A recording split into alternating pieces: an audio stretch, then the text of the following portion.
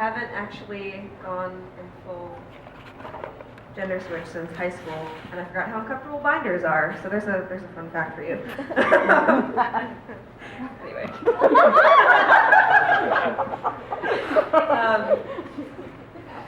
People keep asking me why I'm doing this AIDS exhibit, so all the art in the walls you see.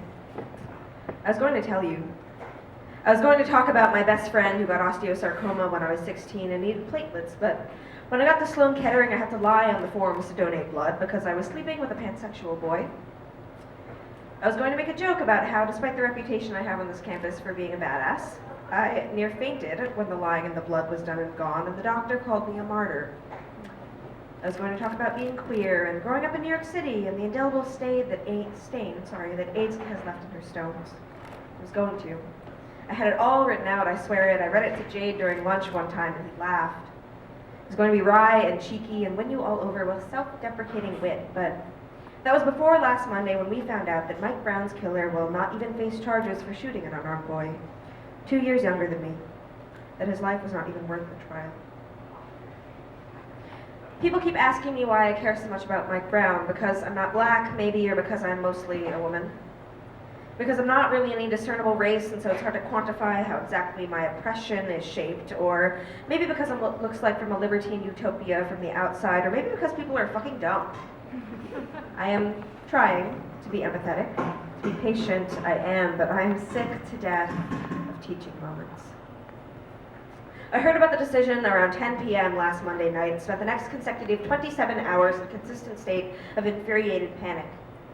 I saw the protesters gathered against the thousands of soldiers and police and riot gear, and I texted my mother, "People are going to die tonight, Ma." A 20-year-old black boy was killed and set aflame after the KKK had threatened violence. CNN did not mention this once. I watched for 8 hours, couldn't sleep, listened to their conservative propaganda in which they referred to the protesters as demons, or, my favorite, Nazis. I became too nauseated to eat lunch or dinner. You don't need to ask me what this has to do with being queer. I know you're thinking it. I know. What I don't know is, for all my eloquence, how to tell you that it's all the same to me. Being queer in a country that believes bisexual women are faking it for male attention. Being brown in a country that disproportionately kills its transgendered women of color. Being an abuse survivor when 1 in 6 women have suffered from domestic violence, having complex chronic migraines in a country that still needs healthcare reform when my meds cost $300 fucking out of pocket. Being gender fluid in a country that makes it dangerous to be what looks like a Latino man. Being a woman in a country where your lawyer aunt cannot wear red in court for fear of invoking the Jezebel stereotype in her Texas courtroom. Being a New Yorker when all your mother's friends are part of the old vanguard of gay and remember the lost generation. Being mixed race in a country where race is everything and you can't fit yourself into any of the fucking boxes they want to shove us into. I want to scream out loud, in the words of the radiant Stacey Ann Chin, all oppression is connected, you dick. I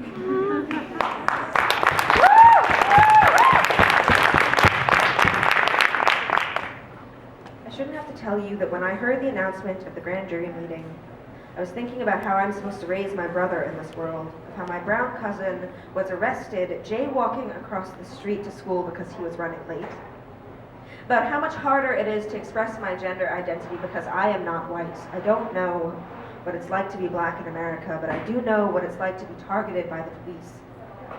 I know the way the cops and I suddenly move differently around each other when I wear a binder and my cargo pants and another name, my shoulders hunch, pink skin of their eyelids narrowing as I walk by, tuck my head, do not make eye contact. I know that when I wear a skirt or even skinny jeans and a Star Wars t-shirt, I get a rookie who offers a speculative eye at a catcall disguised as a shared love for a movie. I do not know what it is to be black in America, but I know the intense clench of fear when a cop grabs your shoulder and you remember the completely legal Swiss Army knife in your pocket. I remember how if they want to, they could still probably put you away for 2 years, 5 years, 7. I know what it is to be grabbed while, goddammit, wearing a black hoodie and combat boots before they realize you are mostly a woman. I know what it is to hear a cop say, "Oh," to sneer a little, to let you go, but I answered you because that is what America does to minorities in this country. It forces them to justify their existence. You should not be asking me why I care so much about Mike Brown, and I should not have to tell you about my oppression to make you feel something. I should be asking you why you don't.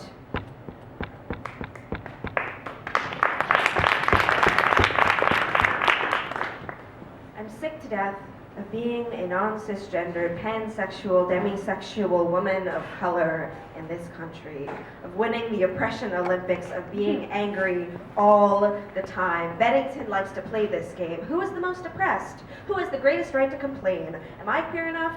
Are you? As if our level of oppression has any bearing on our right to liberalism, or whether or not we are allowed to talk about homophobia. And I'm not saying I'm immune to this trap. In a liberal world, nobody wants to be the person on top, the least oppressed, and thus the oppressor. But instead of obsessing over who gets to complain the loudest, or whether or not I'm saying stupid shit to the international students as a dumb American, or whether or not I'm allowed to say I'm not cis when I don't know what the hell my gender identity is, or what I want my pronouns to be yet, or whether or not me putting this exhibit together is a kind of white knighting because I don't have AIDS, I should be focusing on the fight. Our energies are best spent when we band together. Look at New York City shutting down the Brooklyn Bridge, the Manhattan and Triborough, the Lincoln Tunnel and the FDR and Times and Union Squares. 1,000 people in a city of 9 million banded together and shut down the West Side Highway, 7th Avenue. Black and brown and white all marching together through cars, stranded between them in post-apocalyptic lines between concrete dividers. The drivers honked along to the chanting as they passed. My queerness is not your queerness. The queerness and the lives of the gay black men contracting and living with HIV are nothing I can understand, but the fact that now, when HIV so predominantly affects gay, black, and Latino men, is when we, as a country, do not care. The fact that when the artists from major cities all across America and abroad lined up to volunteer for the AIDS Project, the white subjects were chosen first. These are things that I've seen with my own eyes.